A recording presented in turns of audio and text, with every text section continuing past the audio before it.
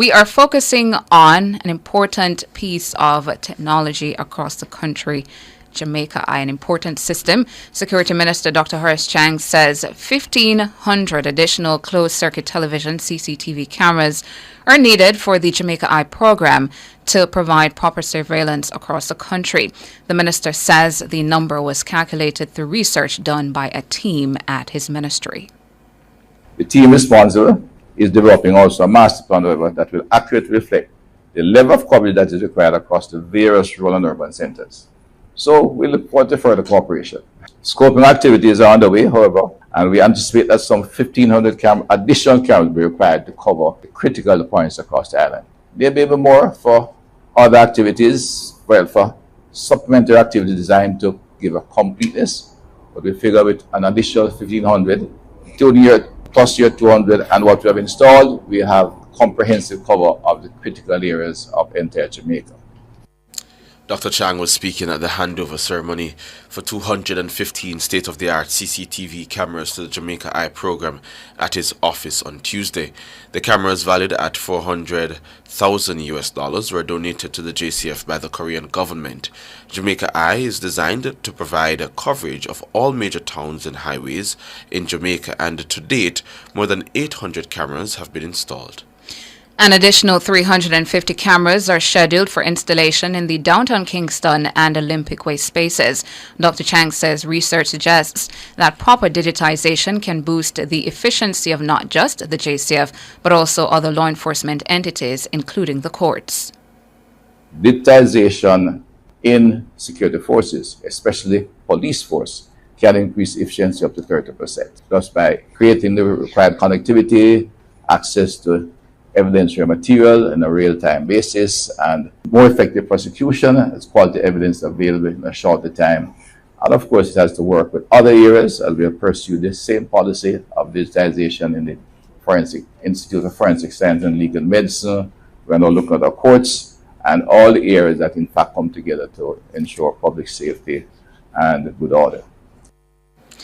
Dr. Horace Chang, the Minister of National Security. For an update on Jamaica Eye, we're being joined by the Senior Director of Major Technology Transformation Branch and the Project Director of Security Strengthening Project within the Ministry of National Security, Emil Holgate. Good morning to you. Good morning, sir. Hi, good morning, Tony. Good morning, Saeed. Good morning to your listeners. Thanks for having me. Thank you so much for joining us here on the program. So, Mr. Holgate, the big number that the Minister of National Security has put out there now is that 1,500 more cameras are necessary to really cover all the major public spaces across the country in the Jamaica Eye program. Why this figure, and where is lacking cameras?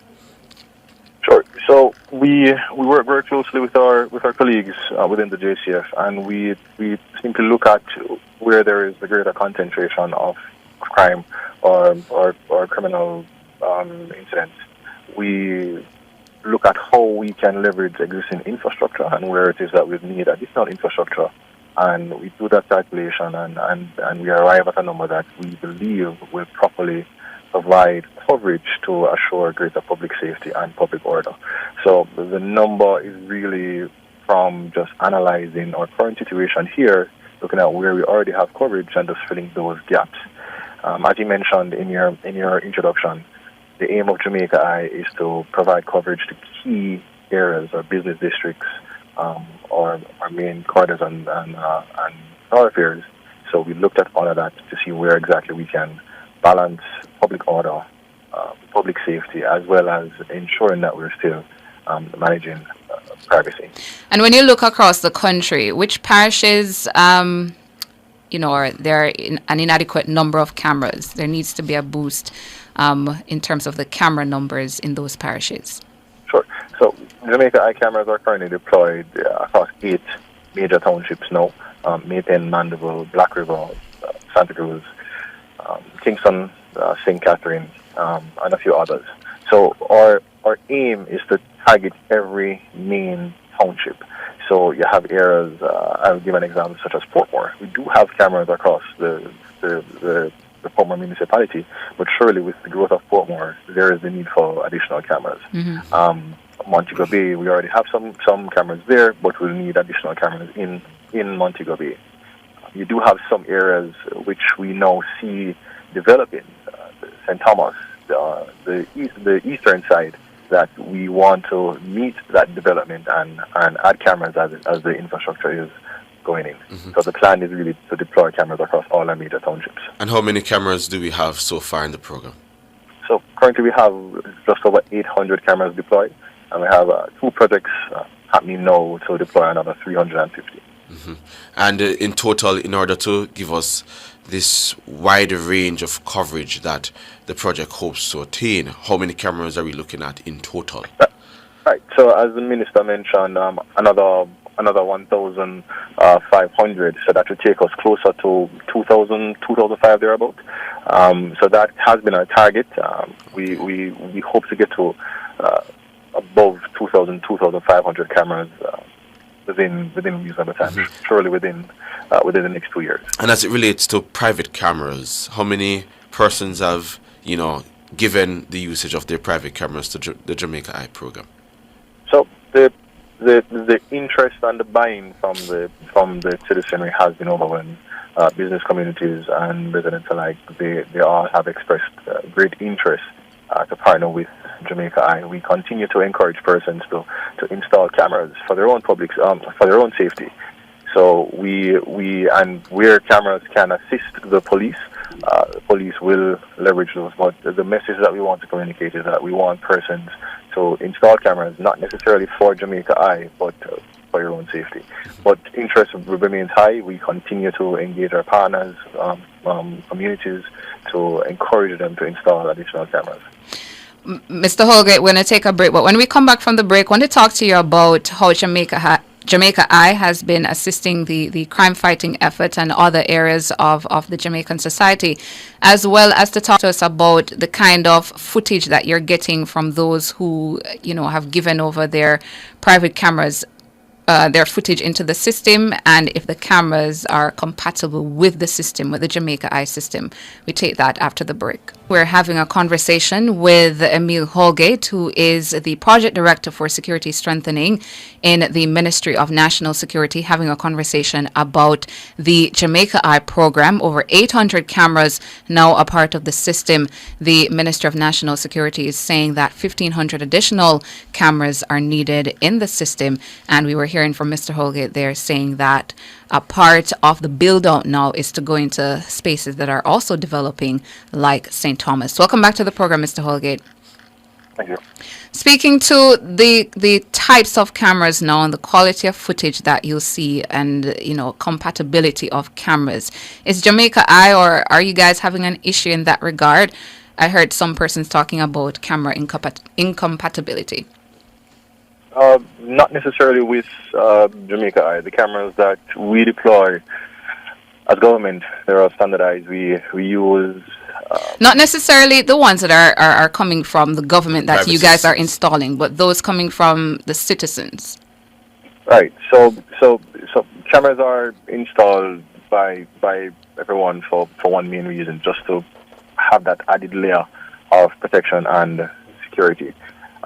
Once the image is recorded, it can be used. And again, I want to make the point that it doesn't necessarily have to be connected to Jamaica Eye for your footage to be of value to national security. But the where we benefit from partnerships such as those, we generally don't have any challenge in terms of the quality. It doesn't have to be of the most pristine. Footage can be used to support an investigation, meaning it doesn't necessarily have to be the chief piece of evidence in an investigation. It can be used just to provide additional or supporting information. But at this juncture, we are satisfied with the quality of cameras in the market, and we leverage them as best as possible. And as you assess 2023, the year that has gone, and the first several months of 2024, how has Jamaica Eye been assisting in the crime fight or other areas? So, again, the main objective is to allow for it's a force multiplier. So where you cannot necessarily have an officer at a location, a camera can be used to manage that space. So that's our first benefit in terms of being able to manage a wider space without having a physical officer on location. There have been many instances where footage has been used in pursuit of prosecution. Mainly, we see a lot of requests coming in for accidents, collisions to determine liability, amongst a host of other benefits. The value of surveillance is well defined. Research would have indicated that cameras are used worldwide to augment the services offered by police services. So I won't get into the details of the exact cases. Yes. But surely the cameras are deployed, and we continue to expand because they have proven to be of value. In prosecution, for example, when I sit at the criminal bar, there's always an issue as it relates to the timeliness of getting video evidence, for example. What's the timing looking like based on the apparatus set up in the ministry and in the JCF to get this information from the Jamaica Eye program? So it's not limited to Jamaica Eye per se. There's a process with respect to the Evidence Act, and officers,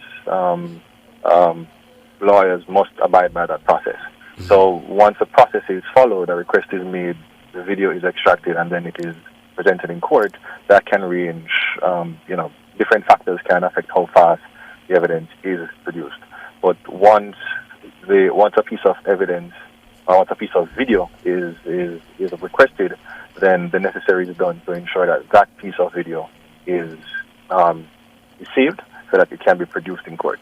But how that process or how long that process takes, it really depends on the interaction that happens between the internal to the JCF as well as the other bodies who would rely on the piece of evidence. Mm-hmm. And I recognize as well that the cameras, when we speak about them, it's major thoroughfare business districts and all of that, but sometimes there are some very lonely roads at particular periods of the day that it's a prime scene for criminal activities, especially to harm citizens. Is there any intention or thought to extend the program to even those remote areas so that, in other words, no public road is left uncovered?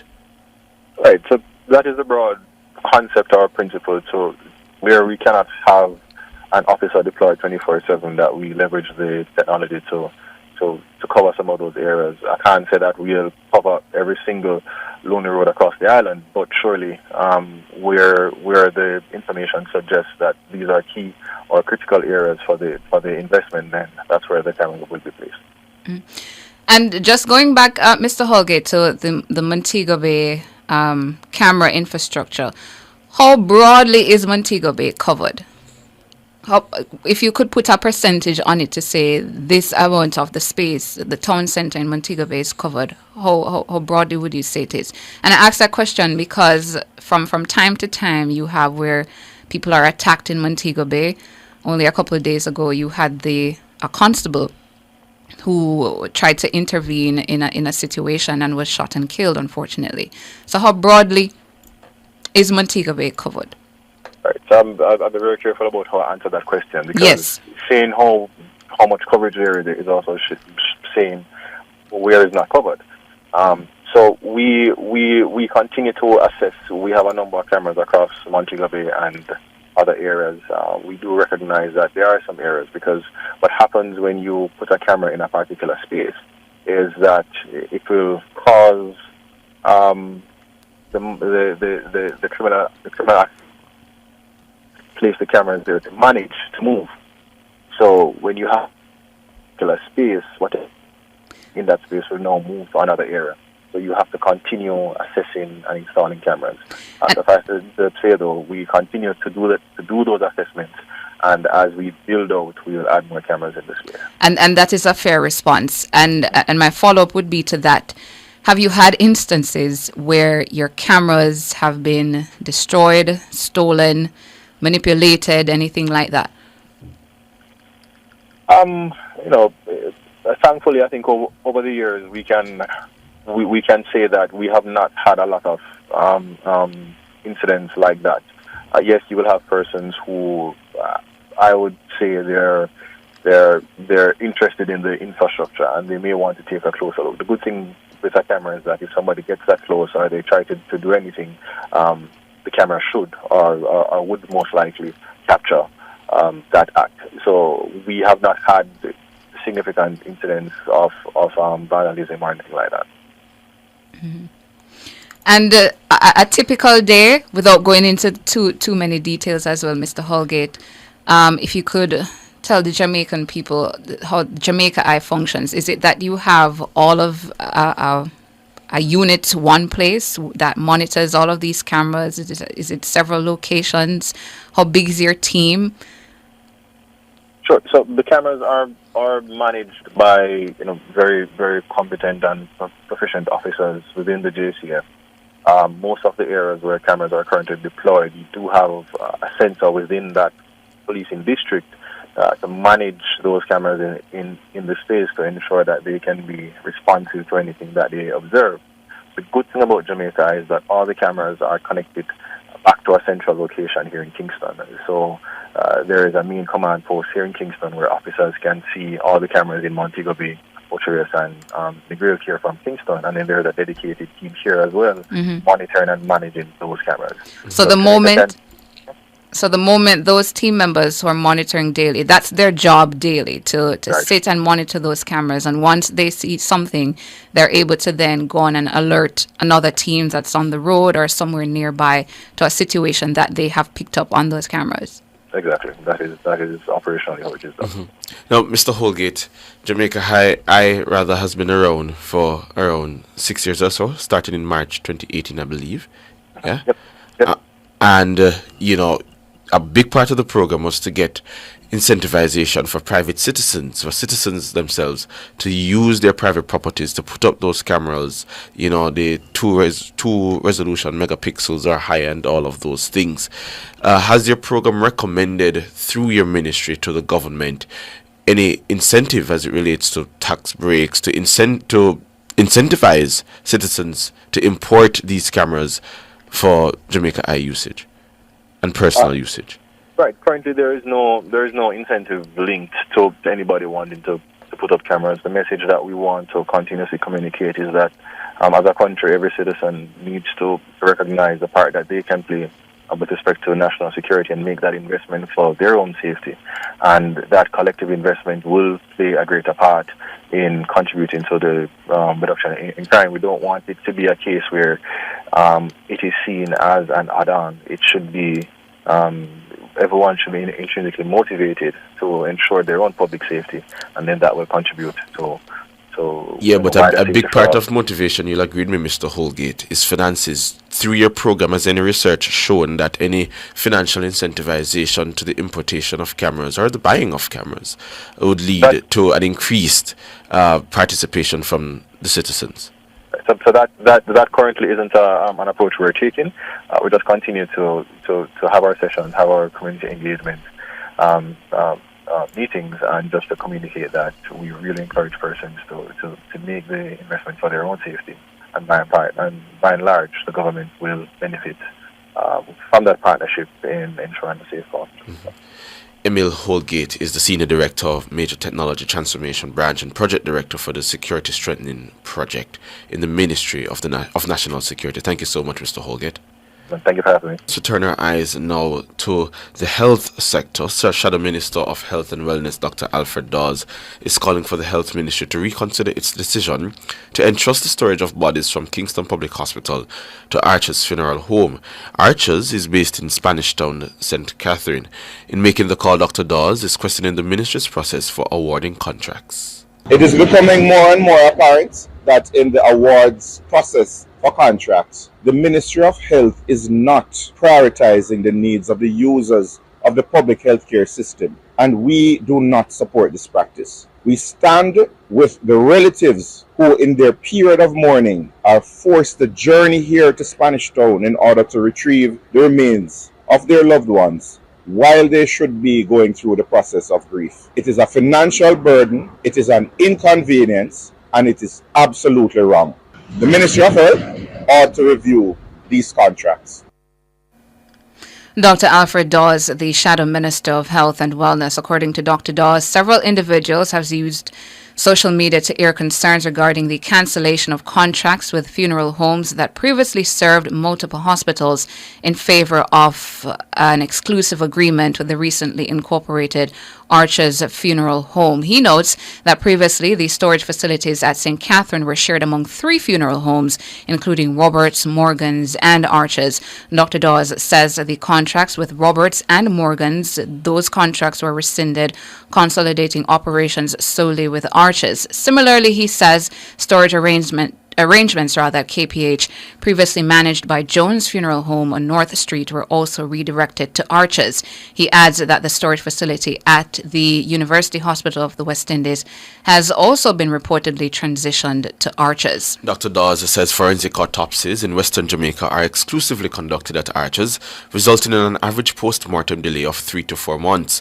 According to the Shadow Minister, the rapid rise of Arches, just 5 years after its incorporation at the Company's Office of Jamaica, has sparked concern among industry stakeholders. We have with us now the Minister of Health and Wellness, Dr. Christopher Tufton. Good morning, Minister. Morning, how are you? Good, and you? I'm well, thank you. Well, first of all, Minister, let me give you the opportunity to respond to the critique from the Shadow Health Minister. Well, I think there's a lot of ignorance in some of the conclusions that are being drawn. Firstly, the process of awarding a contract in most instances, and certainly in this case, is subject to a procurement process where the contracts are advertised, where interested parties put in their proposal, where it is evaluated, where it goes through a range of processes, both internally up to the Public Procurement Committee, and in this instance, ultimately to Cabinet and approved. This was the process that was followed in relation to this specific contract that is being referenced. So that's one. There was a process, and that process was subject to public procurement and all the stages within that.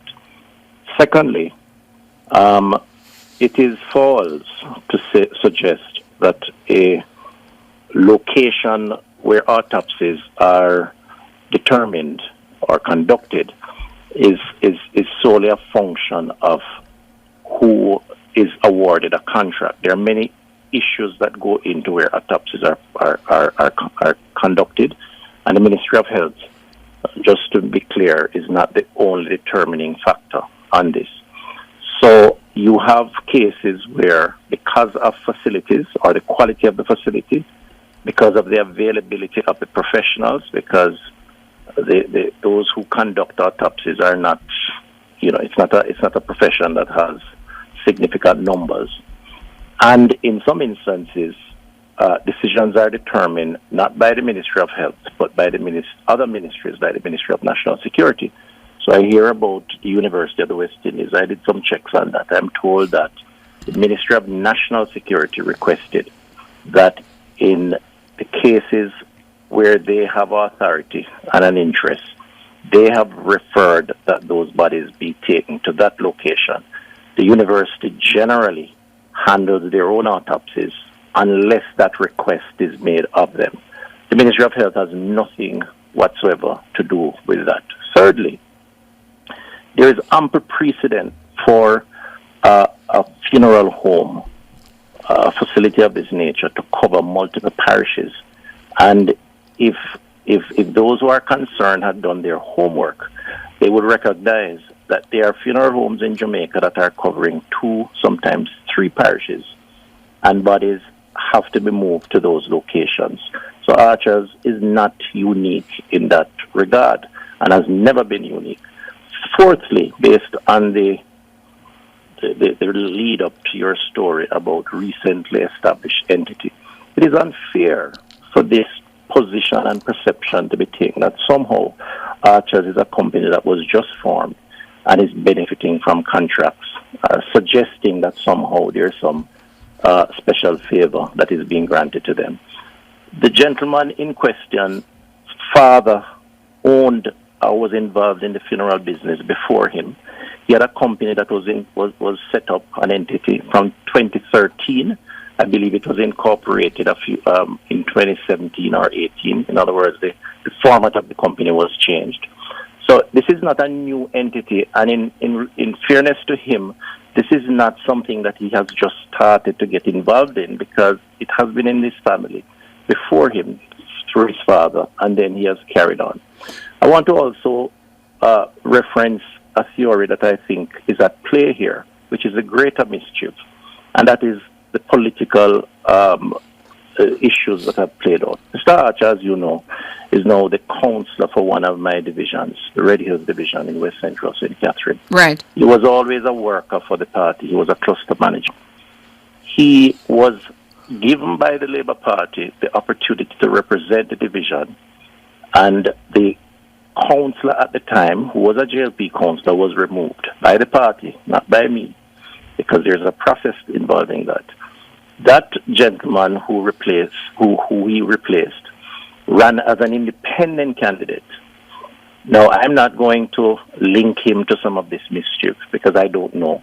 But what I do know, he was supported by the People's National Party with, I believe, the intent of splitting the votes. And there was some level of confidence that somehow the PNP would have won that division. As it turns out, Mr. Archer won by over 500 votes. So the plan did not work. I smell a lot of sour grapes and a lot of attempts to undermine someone who is legitimately conducting his business. And of course, trying to link that to me as a member of parliament. I've been seeing on social media, and one has to be very careful what you see on social media these days, that I own a funeral home. I've never ever been involved in and have no interest or intention to be involved in a funeral home. Clearly an attempt at discrediting myself and by extension Archers and by extension the constituency. No, Dr. Tufton. So there's a lot of politics at play, and it is disappointing. The truth is that these arrangements are done through a public procurement process, and it is not unusual for an entity to cover multiple parishes based on who applies for the work and where the expertise is. And that's where I wanted to go back, because is it that the funeral homes that had arrangements to store bodies, Dr. Dawes was saying 3, is it that all of those they submitted bids or applied to store? Listen, I don't have the details. I don't have the time to track every single procurement process. I don't get involved in it because, as you know, that could lead to all sorts of issues. Where people inquire because they may have an interest, I normally refer them to the authority that is responsible for this. The Regional Health Authority drives these procurement processes for certain things. Some things are driven by the ministry, head office. And in this instance, I suspect that people apply once their contract comes to an end and a consideration is given, contracts are awarded, and the rest is history. I can't give beyond that any specifics because I don't take the time to study it so much unless something like this pops up and I ask for a brief. So and the question is asked, Dr. Tufton, because people are wondering why this time Archers only and not again Roberts, Morgans, and Archers. Especially when it says rescinded. You would have to ask the Procurement Authority that, but you're clearly not listening to what I've said in terms of the history of how this thing has evolved. Things are advertised, people apply, there's a committee that considers, it goes to other committees external to the internal committees, as far as the Cabinet of Jamaica in this instance, where the contract is awarded. It is not unusual for a funeral home to cover 1, 2, or even 3 parishes. And in some instances, that is one entity to cover 1, 2, or 3 parishes. And as I said earlier, it is not that this entity has not been around for a while. It has been around. So the insinuation that somehow they have gotten a favored treatment is incorrect and is unfair to the gentleman and his organization, because this is a business that they have been involved in as a family for some time. Minister, I have to ask you, so based on the information that you have, if any, Is it that the contracts expired and they went back through the procurement system, That's or normally- contracts were rescinded, as the opposition spokesman says? I don't know that contracts were rescinded. My information as it relates to this KPH, I don't know about the other contracts, as it relates to KPH, based on the brief that I've asked for and received, is that there was an ad. I think KPH had some issues, actually, where I think the operator at the time was found wanting. I think there was some act that breached the contract. But I'd have to check back to see what happened there.